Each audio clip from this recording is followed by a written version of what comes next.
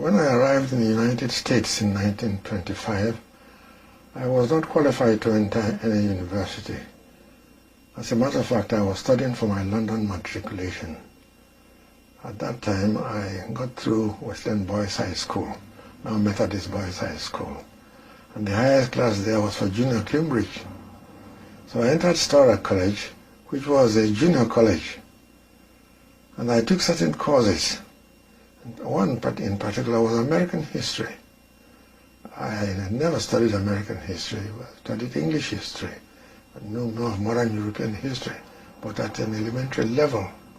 So when I took these courses, then I studied the causes of the Civil War, 1863 or thereabouts.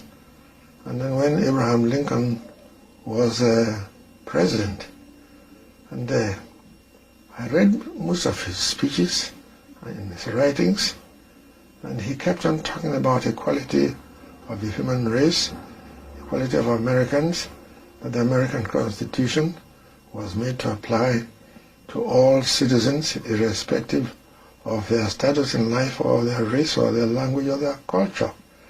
Well, then I was 21, young, it's true, but this made an impression on me. And I said, well, that if I were able to get through and obtain admission into any university, that a place like Lincoln would help me.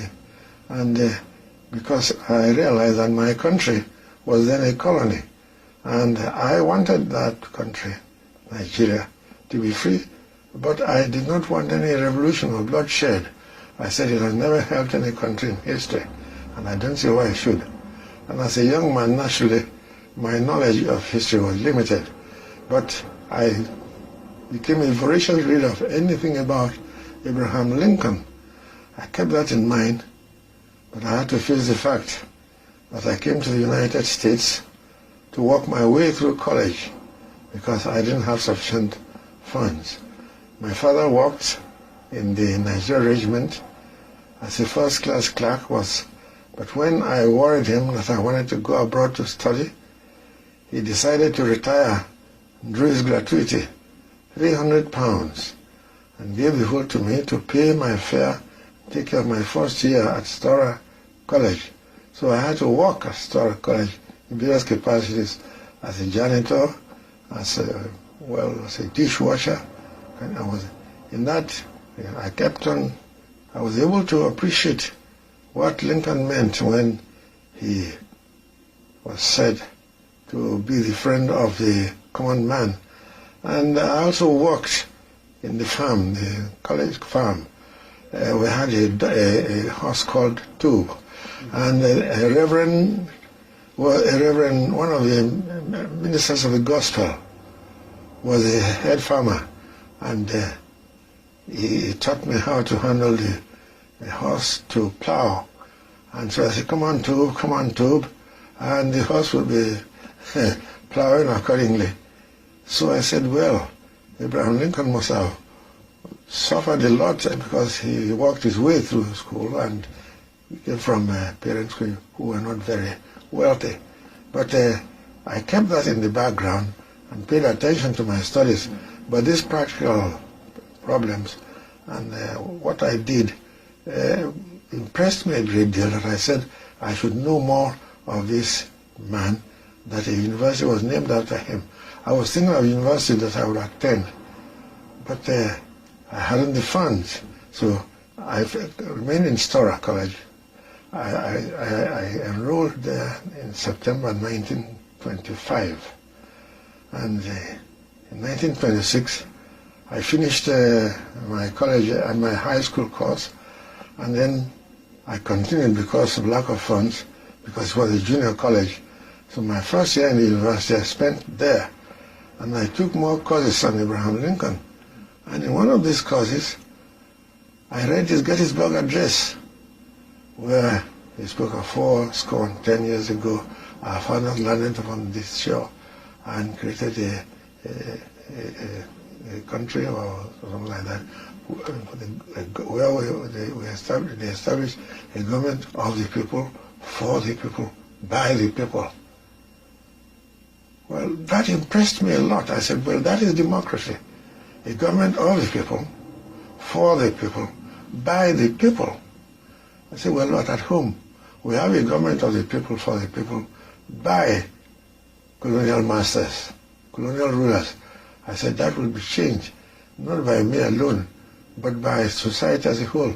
But this is a means of obtaining knowledge.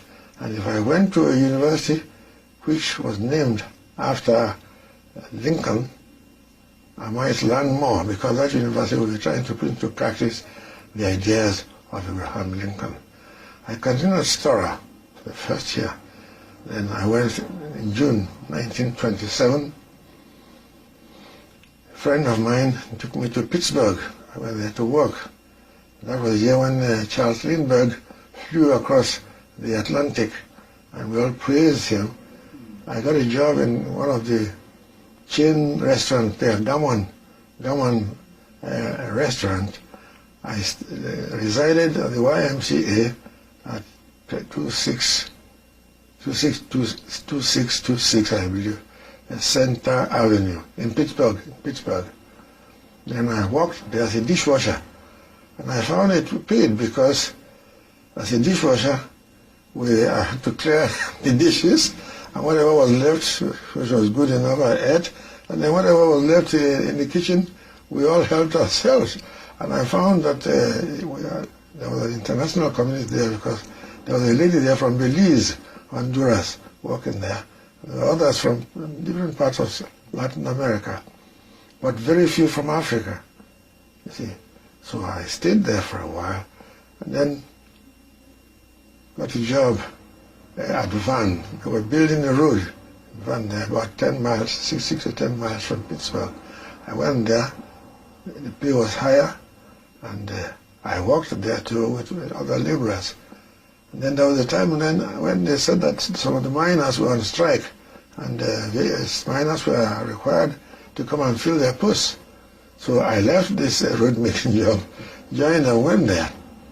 After 2 days, we were shocked when we came to work, and we were faced with what I will call a firing squad.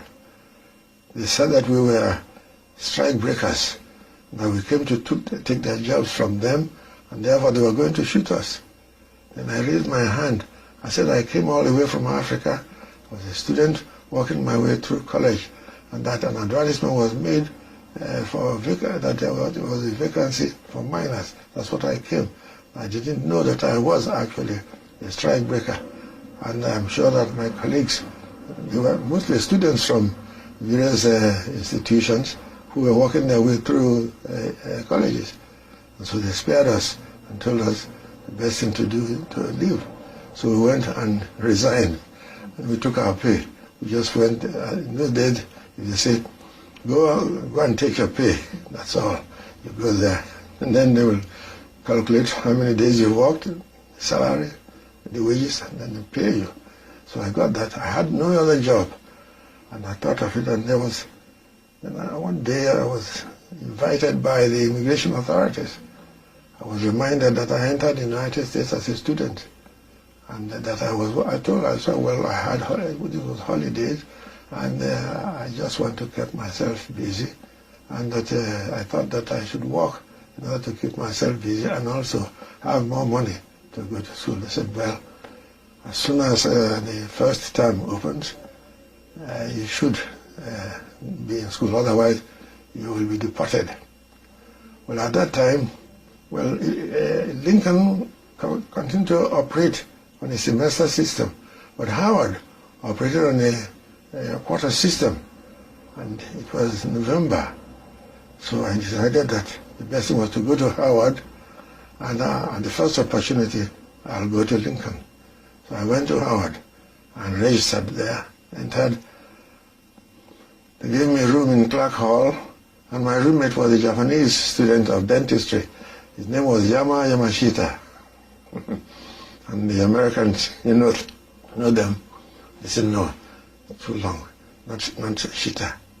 They pronounced just the first syllable. So who's going there? They say, shit. had lots of fun there. And after there I met Ralph Bunch, came from California, and was teaching political science, my subject.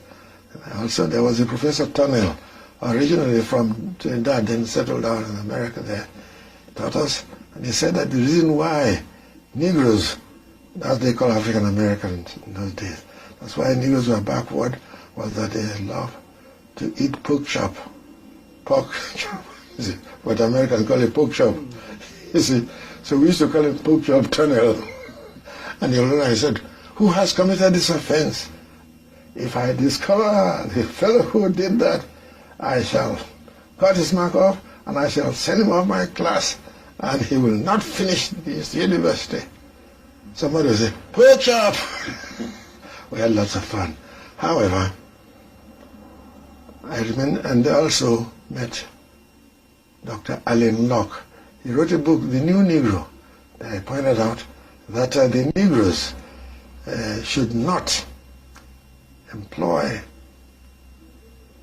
bloody means in order to earn equality, but they should prove by their character and by their contributions to various aspects of American life, and that they will be accepted accordingly. That was his theory. And the NAACP, that is National Association for the Advancement of Colored People, operated in New York under Dr. Du Bois, you see. And he used to come to Howard occasionally to deliver lectures. So it so happened that when I went to, let me not proceed, let me speak, let me follow chronologically. I continued, then I had no work, then I met him. I told him that I read his book, and that, so he said, where are you from? I said, I'm from Nigeria. He said, where? I said, Nigeria, in West Africa. He said, what are you doing? I said, well, I'm studying. He said, but unfortunately, I do not have sufficient funds. So he said, look, what experience have you? I told him I was a typist, that I was a third-class clerk in the Treasury Department in Nigeria, and that that was all I could do. He gave me something to type. I typed. Then he dictated. Well, I couldn't write shorthand, but he dictated orally, and I took it. And then he drafted some letters. I typed them. So he gave me a job as a typist. I became a private typist to him. So after my classes, I would go to, but he stayed, I think, 1326 R Street in Washington, D.C. And I continued. And when I finished a year in Howard, I applied. When I was about to finish, I applied to Lincoln. I sent my transcript. The first year that I spent at Stora, and then 1.5 years at Stora, 1.5 years at Howard. Well, Lincoln evaluated this and allowed me 3 years. So, well, I could come in as a senior. So I went to Lincoln. They asked me, why is it that I didn't want to graduate from Howard? I said, well, I have every respect for Howard. I know that Howard was named after General O.O. Howard, who was one of the leaders of the federal troops during the American Civil War. But that Lincoln was named after someone who was not only President of the United States, but spoke a lot, wrote a lot about the equality of the human race, and also did everything to show that no job is so inferior that one cannot do. And then pointed out that no matter how poor you are, if you are willing to work, and there is work to be done, you should do it. But when you earn your money, you should save some. I learned all this, so I said, well, if that is the case, maybe this university will be put into practice the ideas of this great leader. So I was so happy. I was admitted, and I came in here. Now I found that Thurgood Marshall was one of my classmates. Langston Hughes just left a year before, left before us, with class of 29. And we had just read his, Willie Blues, a great poet himself, like County Colin. We read all those things. So I came here, yes. What was Lincoln University like during your time? In terms of the college life, the academic life, yes. the fraternity, sorority, yes. sports, it was a rural area like this, but it was not well developed, it was not quite developed. It was then run by the Presbyterians. Later on, of course, the Commonwealth of Pennsylvania took over. That's how it looked like. But the teachers were dedicated men. It was open only to men, to male students. Female students were not admitted. And it was just had a student body of about 1,200 or so, you see.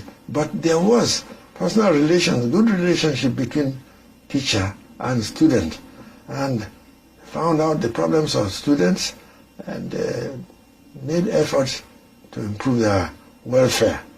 These things all impressed me because I was alone and I had no jobs. I got jobs at Lincoln too as a dishwasher, and I continued with my mates.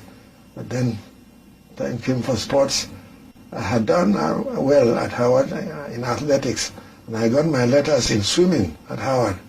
You see, I took part in swimming. Howard had a beautiful gymnasium and also a swimming pool, and competed with other universities, other institutions of higher learning. And I was the backstroke champion of Howard University, and in the relay, I used to take part in 2 events there. Well, first of all, the freestyle, I will not take part in the first freestyle. There will be freestyle, then breaststroke, then backstroke. Well, Howard may be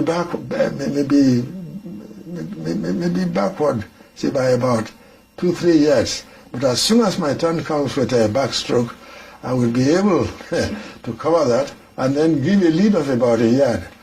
And then somebody else will finish and will win. So Howard became university swimming champion of the CIA, as they call it, the Intercollegiate Athletic Association. Well, I did that and continued. I made friends with so many. So that last year when I came here for the graduation of one of my children and one of my grandchildren, I couldn't see one of my classmates. Most of them were dead, but some couldn't make it either because of disabilities, physical disabilities or otherwise. But however, the ideals of Lincoln persisted in me, and I kept watching. I noticed the leader, the presidents. They took interest in the personal problems of students and did all they could to help. And so I said, well, that a thing like this is required for my country. And if I'm able to play my own role, I will try to carry it out there and see what could be done to have another Lincoln in Nigeria. Well, so that these what I've just said are a combination of the factors which made me to decide to come to Lincoln. You have lived many great years of service, not only to Africa, but to mankind. How has Lincoln prepared you for this kind of service life that you have lived? Well, apart from the courses that they offered in the social sciences, they invited great men and women from different parts of life to come to speak to us. And from their speeches, we were able to learn a lot, that we live not for ourselves alone, but we do everything to help our fellow human beings, no matter where they may come from, no matter what may be their race or their language or their culture. These are factors which are very, very essential to humanity at large. And I thought that if we did this, in spite of the backwardness of Africa, that we would begin to improve. Our children will take up from where we left, and their children will carry on. And time will come then when Africa will no longer be just filled with colonies of other nations, but Africans would also be free. So I kept on, I had that faith, but I kept thinking and also pointing out to my friends that effort should be made not to indulge, not to use violence. That was what made me even become interested in the history of India. So much that when I was Governor General, we had to receive Pandit Nehru. In fact, if somebody, a young man wrote a pamphlet here, in Washington, rather, he wrote the pamphlet. And I don't know how he managed to, but he got a photograph. The photograph is in my reception room now, but he got a copy of it in his book. I was sitting with Pandit Nehru, we were exchanging views. And again, we were talking about the idea of the government of the people, for the people, by the people. And so we say, if by the people, what is it meant? Then we studied American democracy, the Constitution, what Jefferson and others did in order to have a constitution in 1789 in America that will enable the people of America to govern themselves constitutionally. And I felt that it was necessary to do so. But of course, in those days, it was very difficult because we had few institutions, few high schools, and very few of us could go abroad to study. And when they go to study, well, they study for the professions, law, medicine, surveying, civil engineering, etc. But these are factors which are very, very helpful. Not long after your graduation from Lincoln in 1930, Kwame Nkrumah of Ghana also came here and followed your footsteps. Did you have any influence in this decision to come here? Thank you for that question, because it brings to my memory what happened to me. When I finished in 1930, I wanted to go to graduate school. I asked Dean Ridley, who was then in charge of the theological seminary. Then Lincoln had a theological seminary here. And I asked for his advice. He told me to work for a higher degree. I told him I hadn't the funds, but so he said, well, that they could help. I got a job as part-time instructor in the social sciences. I taught political science and some of the social science, some of the subjects in sociology, etc. And in fact, I was surprised yesterday when an elderly man came, greeted me, he said, "Welcome to International Insight. Some of you must have seen part 1 of this program, in which I interview Dr. Nnamdi Azikwe, the first Governor General and President of Nigeria. Here is part 2 of the interview. I became part-time instructor between 1930 and 1933. I was just a part-time instructor. In those days, we had no colored professors. They were all white. And then later on, I think 1933, we had one, Horace Manbun, who ultimately became the first colored president of Lincoln University. But all these things were done in a friendly manner. You see, no quarrel, although you had the usual academic arguments, you see, whether one was able to do this, whether one was capable to do this, and fine, you will use biological points to show one's incapability of doing this, or to use history to show that one has never done so in history. And it was here that I became interested in ancient history to find out the role of the colored races in history. That the word Egypt means black, and the word Nile means black, and the reason why these were so. So as a result of this, do repeat that question again. The question was that when you graduated from here, Kwame Nkrumah. Yes, I was coming to that now. Yeah. So I continued. So I continued like that. I was studying at Penn. I did graduate work at Penn. I taught here and then went to Penn for graduate work. That's where I got my master's in February 1933. I was studying for a doctorate at Columbia.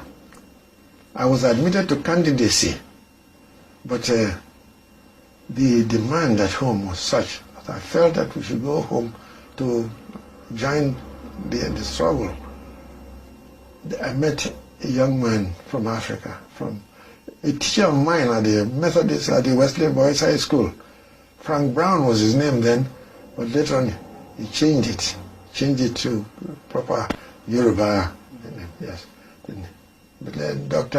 Akinalamaja, etc., if he could help me obtain employment, well, it wasn't quite possible. So I wrote to A.G. Okansi in Ghana. He was then running a cinema, a theater. But I read in the papers that he wanted to start a paper and was looking for an editor. So I offered myself as an editor because I took some courses in journalism at Columbia, and I did so well during the summer that I became editor of Columbia University Summer Session Times in 1930 after my graduation from Lincoln.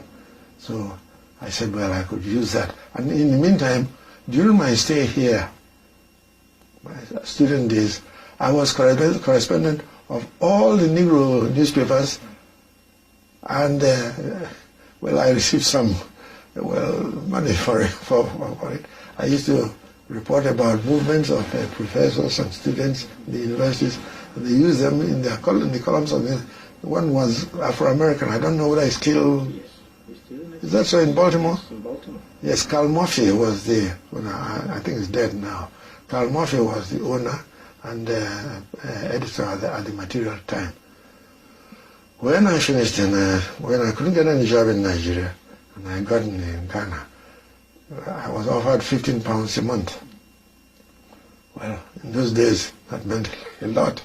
I accepted, but I asked that permission to go home and reconcile with my people, see them, and assure them that I was still alive and that I was well, still kicking, and that I would return as soon as I found it possible to do so. So I returned in 1934. When I returned in 1934, they gave me a good reception in Lagos. The Onitsha Improvement Union arranged a reception at the Glover Memorial Hall, and I gave them my experience and told them that they all had the opportunity, and if they will go to America, that they will find out why it is called God's country. God's country. I did that. I felt it was later in the years that I felt that I was really, I advertised America a lot. In any case, what happened was that just as I started the African Morning Post in 1934, one day I was told that a young man wanted to see me. He was one of the students in the normal department of Achimota College. So he came. He was not called Kwame Nkrumah then, he was Kofi Kwaya. And then later he changed to Kwame Nkrumah. So he said he wanted to study, but he had me deliver a lecture. He said that whether you have money or not, if you have the willpower to study and you go to America, you will find an opportunity to work, but you must not distinguish between whatever you're going to do. If it's one, be a laborer. If you want, I told him I was a laborer many years in America, and that it made no difference to my intellectual achievements, and that it helped because it gave me a practical experience to deal with people who are poor, or people who are in the lower segments of society. So I told him, I said, if you can do that, I said, you have opportunity. He said, but how? I said, you're right, apply. I said, if you apply, then they'll consider your qualifications. If not, if you're not qualified, they will ask you to take what is equivalent to matriculation. If you finish that, then you can enter. So he had equivalent. So he applied to Lincoln for admission. And Lincoln replied, and he came to my office about 2 months later, full of joy that he'd been admitted as a student at Lincoln. So I said, well, accept my congratulations. I said, I hope you will go there, study, and then watch, then do any kind of work. laborer, you can work as a laborer. I said, but it would be better for you to work as a dishwasher. I said, then you spend less on what you eat. I said, because so many people, students work in the pantry and in the kitchen. I said, and they have a lot to eat. And so we don't bother about spending money in restaurants or unless when we are on holidays or we go to big towns like Philadelphia or say Wilmington or New York. So he prepared in 1935, came to Lincoln and did everything so that he graduated in 1939. So he's a member of the class of 39. That's really what brought Nkrumah and I together. When he returned, he came to Nigeria to visit me. I was then premier of the Eastern region, and we have photographs taken. He came with Kojo Botsio, who is a graduate of Cambridge, and K.B. Jones Kwate, who came to, I think, I don't remember what university came, I think it's Howard or so, and then later on went to another university. But that's really what brought us together. And then when he started his nationalist movement in Ghana, he invited me to come over and witness one of their turnouts. I went there, and then I advised myself, look, you're following, you want, what you're trying to do now might lead to bloodshed. He said, yes. He said, unless you fight and kill, you will not succeed. So I said, no. I said, well, did Gandhi kill anybody? Did Nehru kill anybody? He said, what, if you don't do that? He said, if you don't do that, they'll kill you. He said, where is Gandhi? I said, and then I told him, I said, well, but Nehru continued, and Nehru became the first Prime Minister of an independent India. I said, but unfortunately, factors of division entered, and so we have Pakistan. But of course, Pakistan later on experienced the same thing, because now the northern part of Pakistan broke away, and they are separate. But the main thing was that I made it clear to Nkrumah that we should not use force. Even though they may laugh at us, they say, well, he said, but the British use force. I said, yes. I said, but I have been using my argument with the British. I said, in England, I met some of them, particularly Labour Party. Well, here I had to play politics. The Conservatives were in power. I met some of the Labour leaders. See, one who later on became Lord Ogmore. Then Reverend Sorensen. That's right, Reverend Sorensen. I told them, I said, look, they asked me, how are you going to accomplish your aim? I said, I'm not going to do it alone. I said, it will be teamwork. I said, but what we're going to do is what your country did. He said, what? I said, well, I read in English history that in 1066, William the Conqueror of France became the monarch of England. I said, well, when he ruled England, he imported the French ideas. And one of the most important, as far as I was concerned, was that the British found out that the French had all the arms, French soldiers. The British soldiers were all equally armed, of course, but the French, they used arms to accomplish their purpose. But they used to discuss their problems, and after discussing their problems, then they decided what to do. So in French, it's Palmont. I took French, by the way, both at Historic College at Howard and Lincoln. I took French, so I was able to, but I don't speak it. I read French. And it was, of course, one of the requirements at Columbia when I was studying for PhD. So I said, well, Palmont, speak out your mind. Give out your views. I say, in other words, dialogue. I say, we will use dialogue in Nigeria. We know that we have so many soldiers of Nigerian origin, but they are inferior. In those days, the highest they could get was Sergeant Major. Yes. I said, but by having dialogue with the British, we will not shed blood, and we will not force the British to shoot at us. So I said, that's what the British did. He said, and they looked at each other. I said, yes. I said, that's the original word, parliament. Parlement. P-A-R-L-E-M-E-N-T. Parlement. I said, you did that. And it wasn't long when you got rid with French domination, and you became your own rulers, and you rule your people, and then began to rule others. I said, that's what we are going to do. They said, well, you will succeed, we will back you.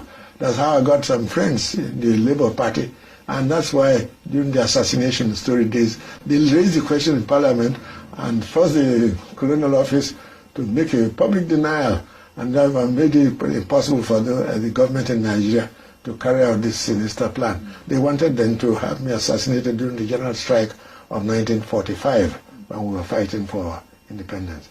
So these are some of the factors which made me and Nkrumah, you see, play a very important part in Ghana and Nigeria.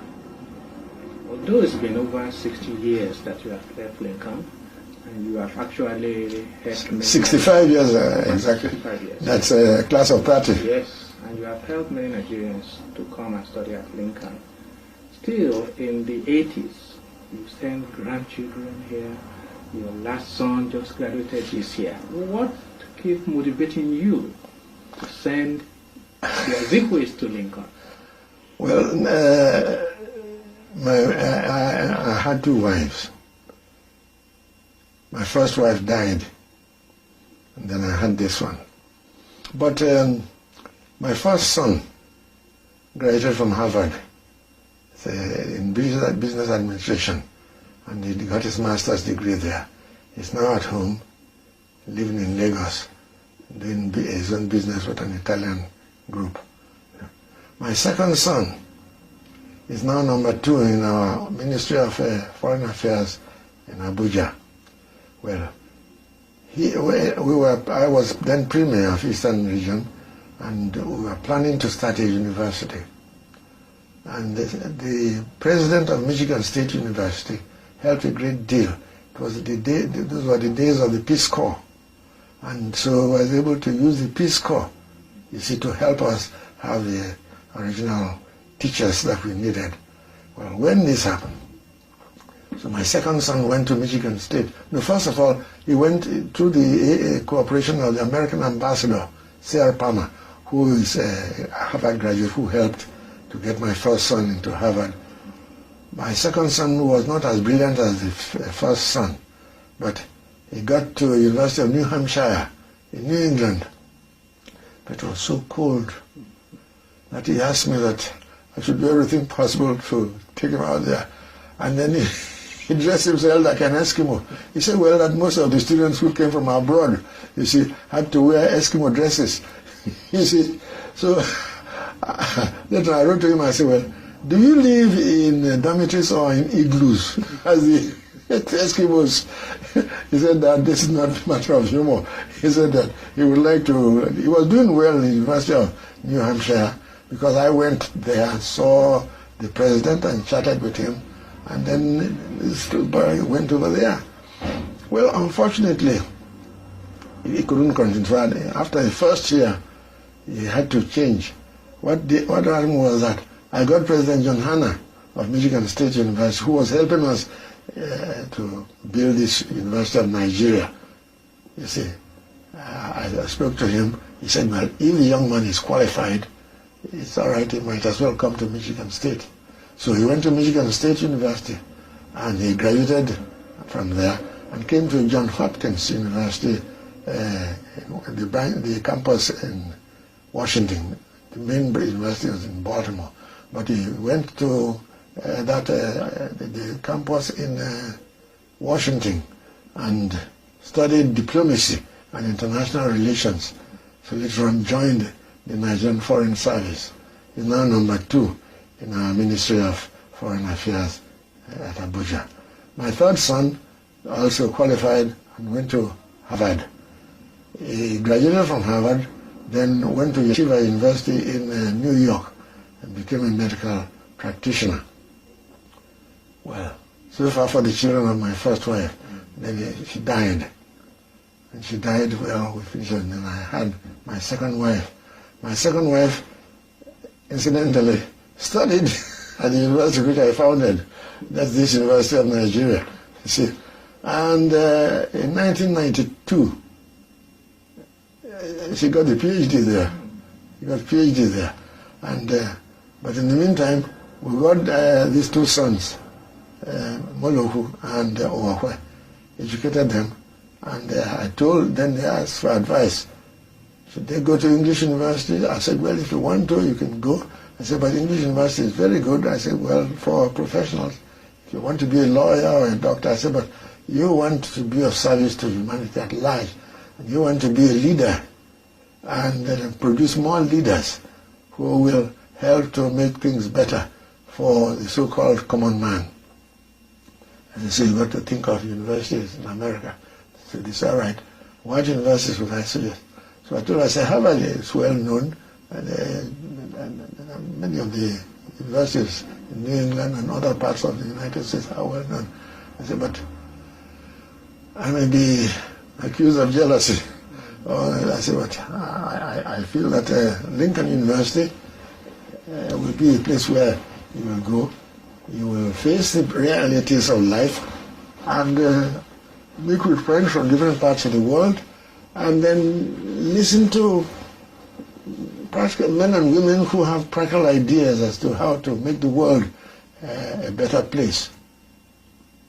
Well, so her first son came here, that was Moloku, who graduated last year, and that's why he came here in 1990. The gentleman who brought your message to me was asked by me to be kind enough to act as a shepherd. So it followed him from home, brought him here, and he came and became a student, then graduated last year.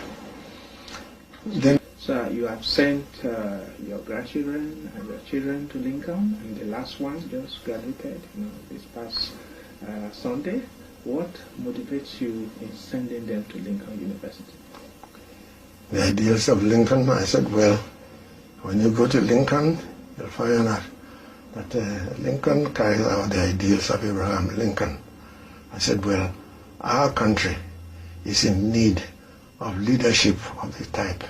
I said, because we fought for independence, we got it. But after 34 years of independence, we found out that it's only 9 years or 8 years that the civil sector of the population ruled. The rest was manipulated by the military. Well, we want to change it, but it will be impossible for us to do so because we're not armed. And even if we're armed, of what purpose is it that we should kill each other? We asked the British to go. We didn't fight them. We had dialogue with them. So I said, come. I was thinking in my mind, if you come here, they will see in action the ideals of Abraham Lincoln. They will learn of Abraham Lincoln. They will see how the university is run. They will meet students from different parts of the world, and they will, thank God they've changed now their policy so that the university is open to white and black, male and female, so that they will actually see fellow human beings struggling to make this earth a better place. I said, well, if they remain in Lincoln for 4 years and they could have their graduate studies, well, Moloku is studying now at University of Illinois, Champaign. Well, this one will soon study wherever, I don't know where he will go, but he wants to study law because he's specialized in jurisprudence. I said, if you do that, it's to make Nigeria a better place. To come back, let's have a government of the people, by the people, for the people, but not for a particular sector of the people, and not no particular group in Nigeria should dominate our political scene, you see, simply because they have control of the armed forces. It's as simple as that. That's what I thought. That I said, well, if Lincoln could help make me realize that it is worthless shedding blood, why should my children, my grandchildren, shed blood, encourage shedding of blood? It leads to nowhere. But we can use dialogue. And if we want to use the dialogue, let us apply the ideals and the ideas of Abraham Lincoln. With me, it is not only Abraham Lincoln. Abraham Lincoln influenced me to come here. But one who influenced me to come to America, what made me feel that it's God's country, is James A. Garfield. You see, in my last year at the Methodist Boys High School, was Westland Boys High School, I got a prize. I was the prize winner of my class, and Lord Lugard was then the Governor General of Nigeria. And the prize given there at the Glover Memorial Hall, he gave me a book, From Log Cabin to White House. I was a poor fellow who was born in the log cabin of Ohio, one of the towns in Ohio. And he developed, worked his way through secondary school, worked his way through university, and later on joined the American Army, worked his way to the top and became a general, later on became a president, from log cabin to White House. And that's really what made me even want to study in America. So I said, well, if one can be born in the bush and work hard as a boy, and then later on finished his secondary school, went to university, worked his way there, he was not ashamed, and then later on got to the top in the army, and then apart from that, was selected as a candidate when there was vacancy after the Civil War. I said, well, it's worthwhile. It's worthwhile, and that country is worthwhile. And so when I came here and began to hear the talk of God's country, I said, well, this is really God's country. Thank you very much. I appreciate you. And once again, I appreciate you giving us the time. We wish you a safe journey back home. Thank you. We wish you more happy years. Thank you. Being the father of the nation. Pray to God to make your wishes come true.